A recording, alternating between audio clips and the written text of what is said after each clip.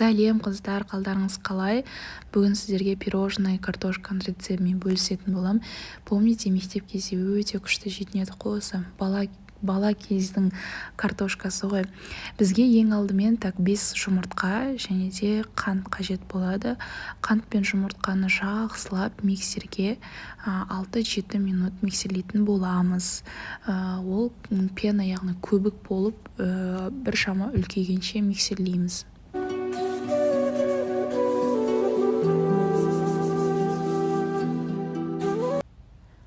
Міне осылай біршама көтеріледі, аппақ болып көбік сияқты болады.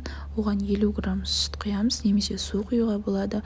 Көп қозғамаймыз, көбігі басылып қалады. Кішкене ғана қозғап, осылай ұн мен какаомызды араластырып аламыз.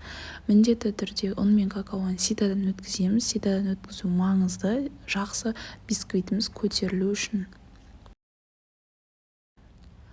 Одан кейін үстіне жарты чайная ложка разрыхлитель қосатын боламыз. Осы үшеуін ұнды какао разрыхлитель қосып болғаннан кейін жаймен осындай силиконовый күрекшемізбен астынан жоғары қарай қозғайтын боламыз. Біздің тестамыз пышный, әдемі болу керек. Яғни бисквитіміз сол үшін, көбік жатып қалмау үшін, яғни басылып қалмау үшін біз әдемілеп қозғауымыз керек. Аккуратно астынан үстіне қарай қозғайтын боламыз. Осы шоколадный цветке айналғанша.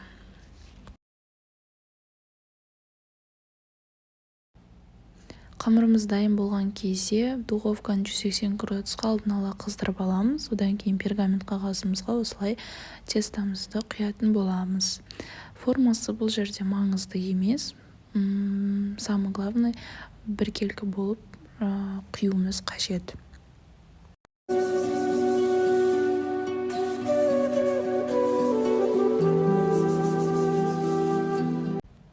Міне тестамыз осылай піскен соң зубочисткамен осылай тексеретін боламыз. Егерде жабысып жатса, әлі піспеген деген сөз, ал егерде зубочисткамыз таза болса, онда таза пісті деген сөз. Осылай, егер сіздерде блендер болса, блендер болмаса, пакетке оқтаумен естеңіздер болады. Менде осындай блендерге салып, осылай барлығын майдалап алатын боламын.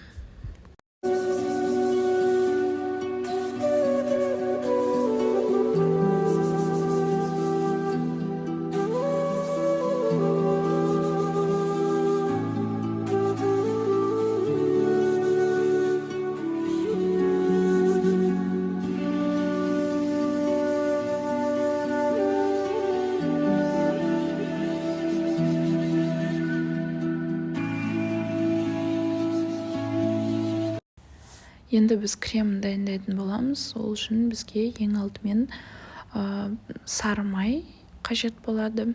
Менде щедрое лето. Одан кейін сгущенка, яғни 180 грамм сары май және 180 грамм сгущенканы қосып араластыратын боламыз. И ванилин қоссаңыздар да болады. Енді сақтап алған тестамызды осылай 3 бөлікке бөлеміз. Ең бірінші міне бөліп алды, одан кейін жартылай кремімізді саламыз. Оны араластырып алған соң екінші бөлікті саламыз. Оны тағы крем саламыз да араластырып, одан кейін үшінші жақсылап араласу үшін осылай 3 бөлікке бөліп креммен араластыратын боламыз.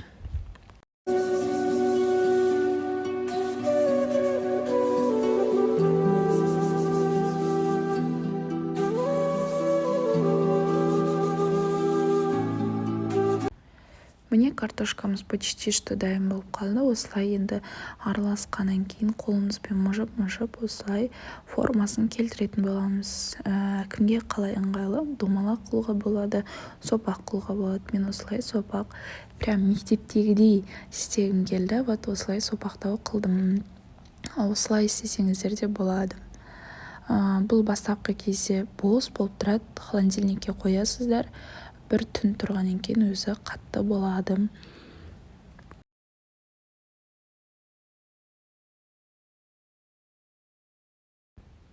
Міне менің картошкаларым дайын. Мен және де беттерник шоколад жақтым, одан кейін ситадан какаоны өткіздім, осындай әдемілік бердім. Сіздер де жасап көрсеңіздер болады, дәмі өте керемет. Қыздар, міндетті түрде жасап көріңіз.